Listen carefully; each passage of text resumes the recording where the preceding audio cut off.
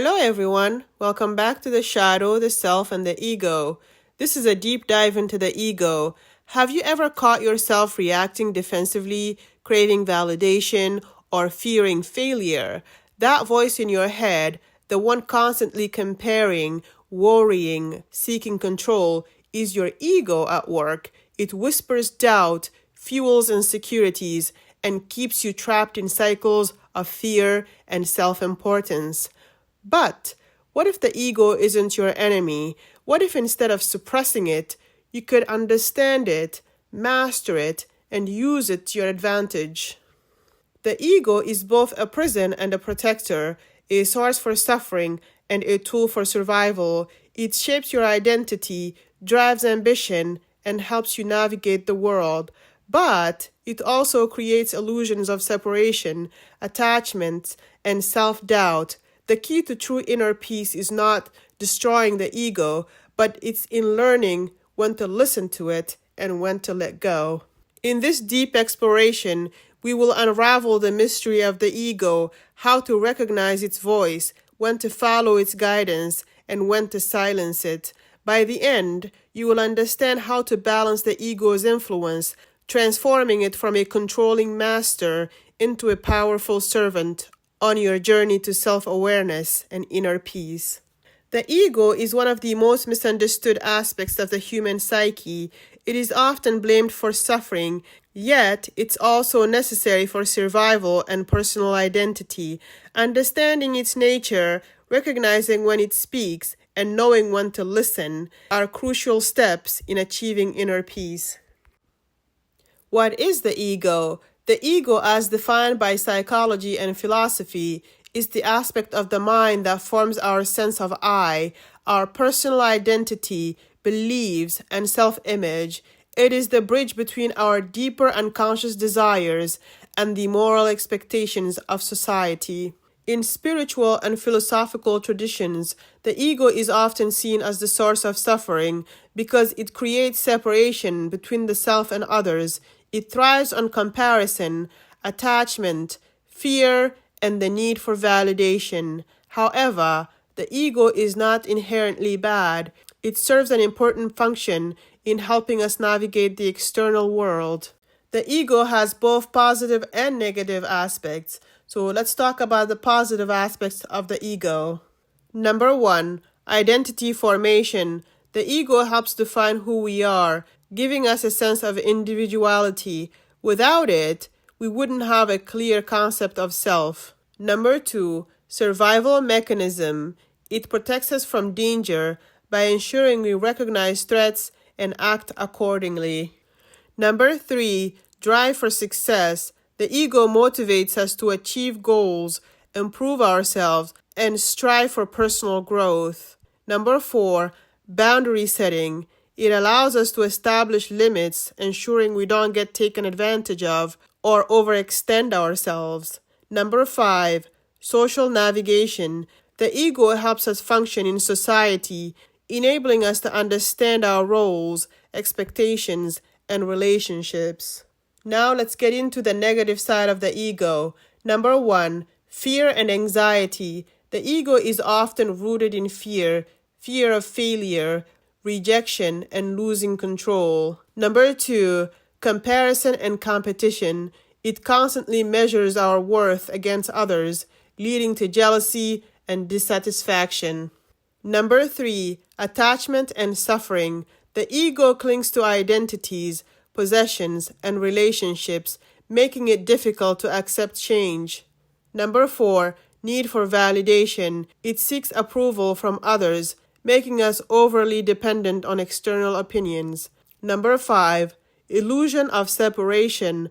The ego creates a false sense of me versus them, reinforcing isolation and division. How to know when the ego is talking, you may ask. The ego often disguises itself as rational thought, but certain patterns can reveal its presence. Number 1, defensiveness. If you feel the need to prove yourself, justify your actions, or argue, the ego is likely involved. Number 2, comparison and judgment. When your mind constantly ranks people or situations as better or worse. The ego is at play. Number 3, fear-based thinking. If your thoughts revolve around avoiding failure, rejection, or looking weak, the ego is in control. Number 4, victim mentality. When you blame others or external circumstances for your problems, your ego is protecting itself. Number 5, over-identification. If you feel personally attacked when someone criticizes an idea, belief, or identity you hold, the ego is defending itself. Number 6, seeking validation. The need for praise, attention, or recognition often comes from the ego's fear of being unseen or unworthy. Number 7, resistance to change. If you resist new ideas, cling to past experiences, or fear uncertainty, the ego is at work. So, how do you stop listening to the ego? Step 1, develop awareness. The first step is to become aware of when the ego is talking. Observe your thoughts without immediately reacting to them. Step 2, practice detachment. Recognize that you are not your thoughts. Watch them as an observer rather than identifying with them. Step 3, embrace uncertainty. Accept that life is fluid and that control is an illusion. The more you surrender, the less the ego controls you. Step 4, shift from fear to trust. Trust in yourself, in life, and in the natural unfolding of events, rather than reacting out of fear. Step 5, choose love over fear. When making decisions, ask yourself, am I acting out of love or fear? Fear is the voice of the ego, and love is the voice of the self. Step 7, cultivate presence. The ego thrives on the past and the future. Ground yourself in the present moment through mindfulness, meditation, or deep breathing. Step 8, embrace impermanence. Understand that nothing is permanent.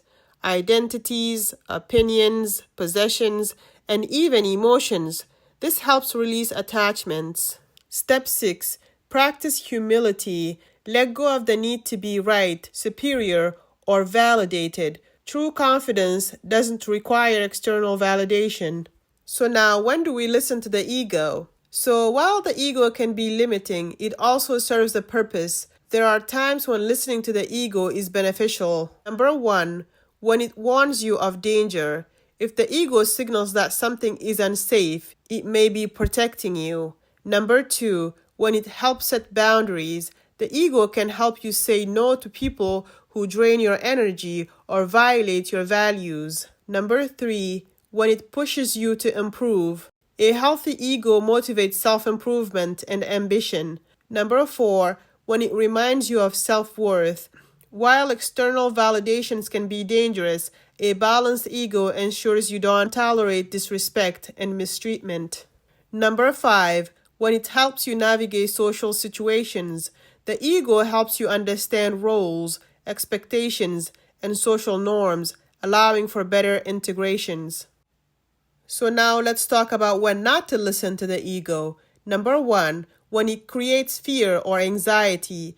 If your decisions are driven by fear of judgment, failure, or loss, the ego is in control. Number 2, when it promotes comparison.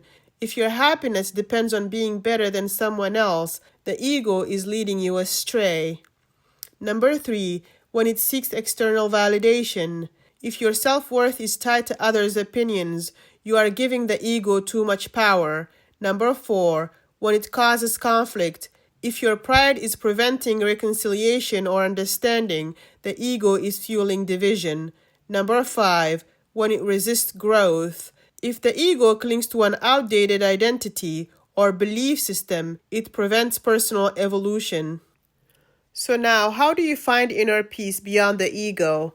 Inner peace comes from transcending the ego, not destroying it, but integrating it. And here is how to integrate your ego. Number 1, accept the ego's presence. Instead of fighting the ego, acknowledge it with awareness.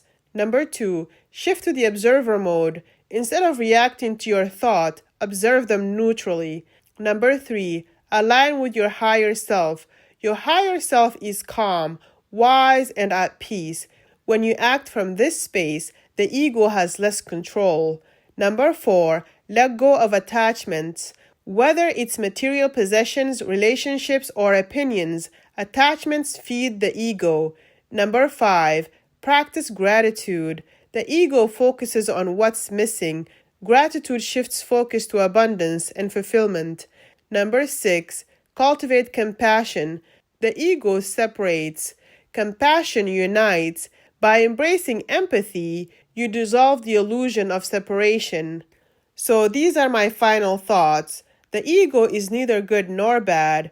It is just a tool. The key is to recognize when the ego is serving you or when it's hindering you. By developing awareness, practicing detachment, and aligning with your higher self, you can find a balance between using the ego wisely and transcending its limitations. Inner peace is not found in the absence of the ego, but in the mastery of its influence. Thank you very much for listening, and I'll see you on the next one.